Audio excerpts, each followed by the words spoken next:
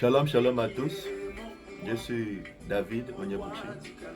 J'aimerais adresser une chose très importante aujourd'hui. Si vous regardez dans le monde entier, vous allez comprendre qu'il y a vraiment un problème aux côtés du mariage. Si vous regardez, vous allez, même si vous partez sur Google, vous allez voir que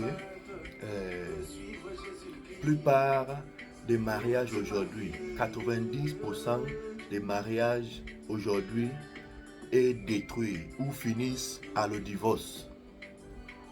Ça finit à le divorce. Pourquoi?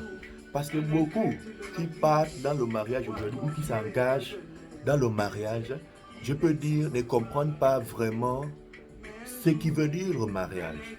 Ou ce que Dieu lui-même, le Créateur, a institué le mariage pour être. J'aimerais qu'on regarde ça un peu, on voit certaines choses. Qui est le problème aujourd'hui? Beaucoup se marient aujourd'hui à cause de l'amour. Oh, je lui aime, elle m'aime, et ils se marient. Non, c'est pas ça. Et c'est ça que tu vois qui est le problème qu'on a aujourd'hui. Que 90%, ou on peut même dire 70%, des mariages aujourd'hui finissent où? Au tribunal. En recherche de divorce. Problème, discussion, bagarre. Pourquoi? Parce qu'ils n'ont pas compris la raison ou l'effet du mariage. Je veux qu'on dégage un peu, qu'on cherche à parler de ça un peu pour avoir plus la compréhension. Et je veux qu'on regarde ça dans la Bible. On voit certaines choses que la Bible nous a parlé concernant le mariage. Si on veut regarder dès le début, la création dans Genèse, Genèse 2. Si tu regardes dans le livre de Genèse 2, le verset 18, tu vas voir quand Dieu a créé Adam et Ève.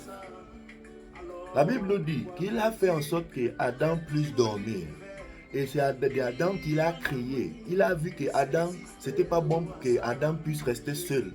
C'est Adam, quand il a fait Adam dormir, et c'est là qu'il a créé Ève. Pour être un aide à son mari, à Adam. Mais aujourd'hui, beaucoup interprètent ou cherchent à interpréter le mariage de différentes manières. Quand Dieu a créé Ève, Adam ne connaissait même pas ce qu'il veut dire, il ne connaissait même pas ce qu'il veut dire femme. Mais quand il a vu Ève, il était obligé d'aimer Ève. En tout cas, elle n'existait pas au début. C'est Adam qui existait d'abord. Donc, quand Adam s'est réveillé et il a vu que Dieu a créé Ève pour lui. Excusez-moi pour mon français parce que je ne suis pas francophone. Et quand Adam s'est réveillé et il a vu que Dieu a créé Ève pour lui, il était obligé d'aimer sa femme. C'est ça que Dieu lui-même a dit dans la Bible. Si vous regardez, si vous marchez, vous lisez la Bible entière, vous allez comprendre que il n'y a pas un endroit qui demande que tu dois aimer le monsieur ou tu dois aimer la femme ou la fille avant de la marier. Il n'y a pas ça dans la Bible. Mais ce que la Bible nous demande dans le livre d'Éphésiens 2, Dieu a donné la responsabilité à l'homme, à la femme. Il y a une responsabilité qu'il a donnée à l'homme et il y a une responsabilité qu'il a donnée à la femme. Si vous lisez dans le livre d'Éphésiens 5, des versets 22, descendre à 23 aussi, tu vas comprendre que Dieu a donné l'obligation à la femme de se soumettre à son mari, de respecter son mari, de garder sa famille. C'est ça la responsabilité, même pas pour aimer. Dieu n'a pas donné la responsabilité à une femme d'aimer. Mais Dieu a donné la responsabilité à une femme de se soumettre. Mais tu vois, dans le monde d'aujourd'hui, beaucoup négligent ces responsabilités, mais ils cherchent ça en différentes formes. On veut se marier, mais on se marie pour l'amour. On veut se marier, mais on se marie à cause de ceci. Oh, je l'aime, il est beau, il est... Non, oui, tout ça là, c'est pas, ça fait pas. Mais ça vient au secondaire. Mais les choses primaires, c'est d'abord quoi? Est-ce que tu es prêt, en tant que femme, est-ce que tu es prêt de te soumettre à cette personne, à cet monsieur? C'est ça qui est la première question que tu dois te poser. À un homme, est-ce que tu es prêt d'aimer cette femme? Parce que tu peux ne pas avoir l'amour au début ou quand tu l'as raconté. Mais quand tu es marié à cette personne, tu as maintenant une obligation d'aimer selon la parole de Dieu. Alléluia. Quand vous lisez dans le livre d'Éphésiens 5, le verset 22, vous allez comprendre ce que j'ai dit. Il faut peut-être on écoute ça un peu. Lis-moi. Éphésiens 5, verset 22. Quand on écoute ça un peu, ce que la Bible dit, parce que c'est très important qu'on connaisse et ne pas continuer à vivre dans l'erreur. Parce que tu vous regardez aujourd'hui, c'est vraiment étonnant. Tu vois les mariages qui se passent aujourd'hui, après 6 mois, le divorce. Mariage se passe aujourd'hui, après 3 mois, les problèmes, la bagarre. Partez, faisez le tour. Dans la plupart des mariages que vous voyez aujourd'hui, certains sont en train de vivre dans la misère parce qu'ils ne savent plus comment, peut-être ils ne veulent pas divorcer à cause de peut-être Dieu ou à cause des religions ou à cause de Dieu, mais ils sont en train de vivre dans la misère, qui n'est pas normal. Pourquoi? Parce qu'ils n'ont pas compris ce que Dieu a dit de le mariage.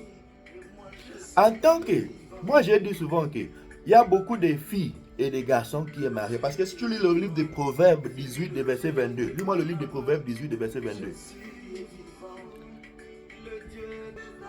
Ok, si vous lisez le livre d'Éphésiens 18, de verset 22, quand on lit ça un peu, quand on écoute ce que ça veut dire. Proverbes, oui. Nous allons lire la parole de Dieu dans Proverbes 18, oui. À partir de son verset 22. Proverbes 18, verset 22. Lisez ça avec moi. Oui, vas-y. Celui qui trouve une femme trouve le bonheur. La Bible dit, c'est lui qui trouve une femme, trouve le bonheur. Maintenant, il faut qu'on comprenne quelque chose. Beaucoup aujourd'hui trouvent les filles au lieu des femmes. Parce que la Bible dit, ok, finis ça. Verset 22. Oui. Celui qui trouve une femme trouve le bonheur. C'est une grâce qu'il obtient de l'Éternel. Shout, alléluia. Alléluia. Que le nom de Yahweh soit loué. La Bible dit, c'est lui qui trouve une femme, trouve le bonheur. Et c'est une grâce qu'il obtient de la main de l'Éternel. Mais tu te demandes aujourd'hui, je suis marié, mais chaque fois c'est le problème, c'est la misère. Je n'arrive même pas, je n'ai pas le sourire, je n'ai pas la joie, je n'ai rien. C'est toujours le problème et ça termine dans le divorce. Pourquoi? Tu n'as pas trouvé une femme. Si tu es un homme, tu n'as pas trouvé une femme. Si tu es une femme, tu n'as pas trouvé un homme. Tu as trouvé peut-être un garçon ou tu as trouvé peut-être une fille. Parce que la Bible dit, c'est lui qui trouve une femme. Ça doit être une femme.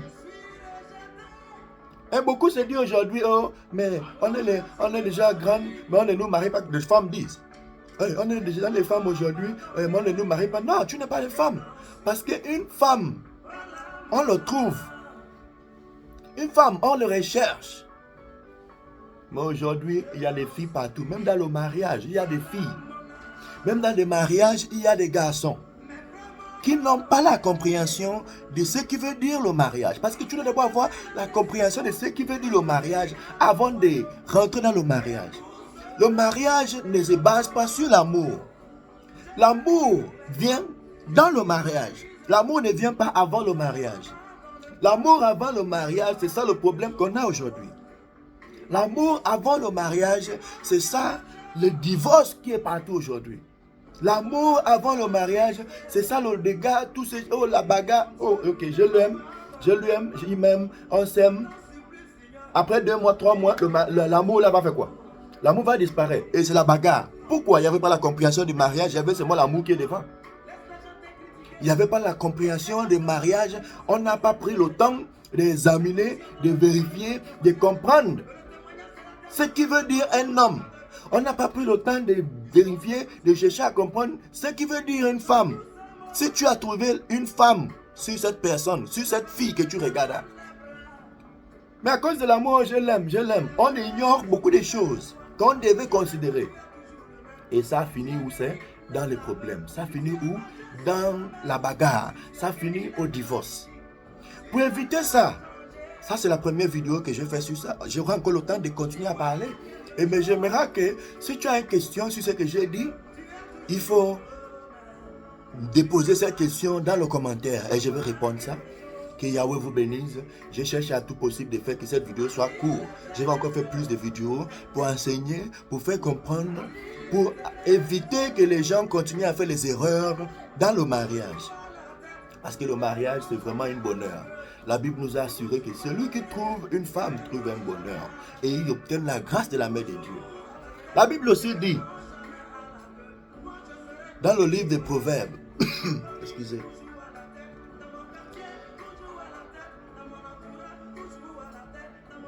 Ok, excusez, mais je suis là. La Bible dit, je vais terminer, je vais vous laisser avec ce passage biblique. Proverbe 19, verset 14. Lisez-moi un peu ça, qu'on écoute.